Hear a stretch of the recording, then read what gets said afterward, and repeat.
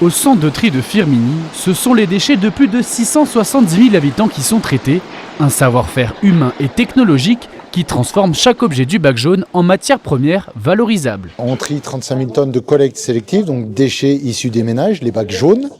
Okay. Et nous, on est chargé de les séparer. Donc de donner de la valeur en séparant les bouteilles d'eau claire, par exemple, d'un côté, les papiers, cartons, et ainsi de suite, métaux.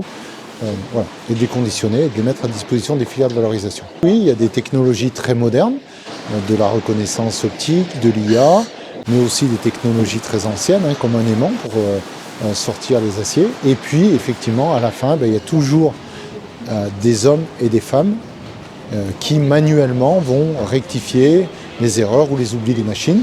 Le traitement des déchets, souvent, ça se résume à la taxe d'ordures ménagères. On paye.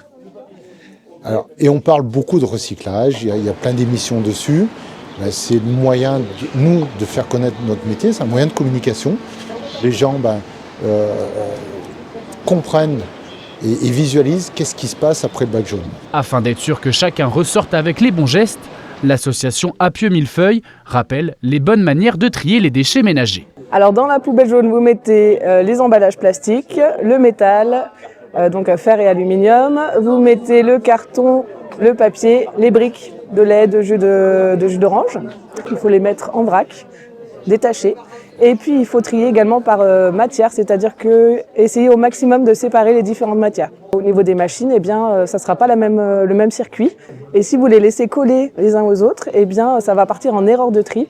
Et du coup, c'est dommage parce que ça ne sera pas recyclé. Du bac jaune à la valorisation, chaque objet peut avoir une seconde vie. Comprendre le tri, c'est agir pour l'environnement au quotidien.